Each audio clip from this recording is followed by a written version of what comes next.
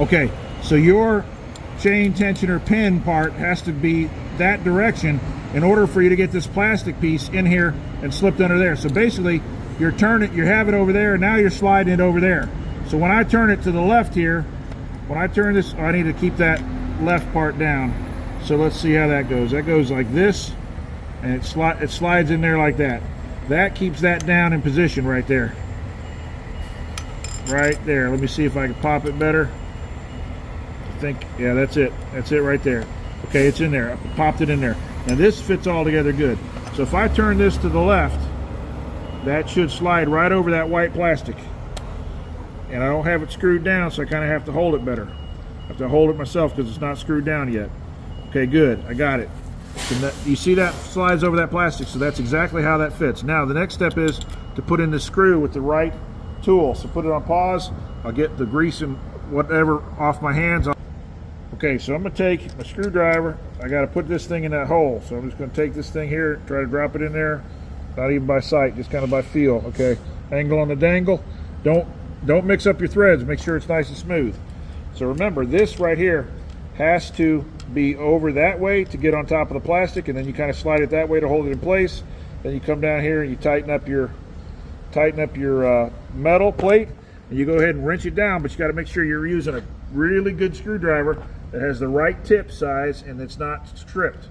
So now we're going to come along here. We're going to use this to make sure that we're fully functional and smooth.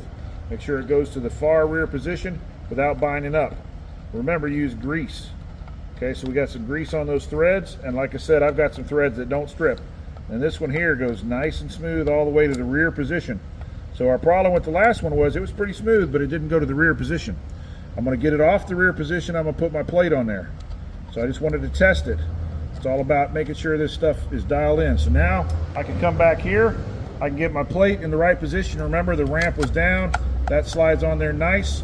I come along here with my other pin. I get the wrong screwdriver scrunch out of the way. I come in here and I figure out where my hole is, and I just kind of blindside it right here. Just kind of angle on a dangle. I can't see none of this. Okay. You make sure your threads are smooth. Don't force anything, but you got to get this on there tight. I would not use Loctite on these things, because I think if you use Loctite, you'll never get them off unless you have some kind of weird Torx bit. Now, put it on pause again. Okay, now we're looking good.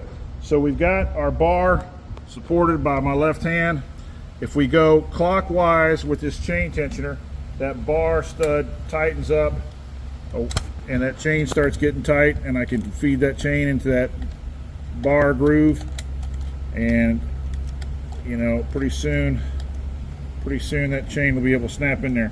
I could probably guide it a little bit, help it. There it is. All right, so now we've replaced the chain tensioner with one that works. I think I've got the only one coming out of China that definitely is solid and works. And I've got my chain binded up here. There we go. Now we're talking. Okay, so when you got that, you just come by, put it on pause. We need to pick up a clutch cover. Okay, now on my Pro Mags, I've got the option of really aggressive bumper spikes, but for the chain catch, you go right here in the little hole down here. Make sure your hole's lined up, and you make sure your bar studs are lined up. Make sure your bar's flat. When your bar's flat, your bar studs will pick out right, protrude nicely. Make sure that your bar nuts, threads go on nice and smooth. Don't crank them down unless they're nice and smooth. You may have to replace your bar nuts occasionally. Come along here like this, and we've already had this Pro Mag fired up, and now we got a Pro Mag 36 incher for killing them trees. Now if you kill them trees, be sure to plant them, man. You can't just keep killing trees. Plant them suckers. Let them grow. Let them change the carbon dioxide into some oxygen for us. Like, subscribe, share, thumbs up. Thanks for watching. Pro Mag.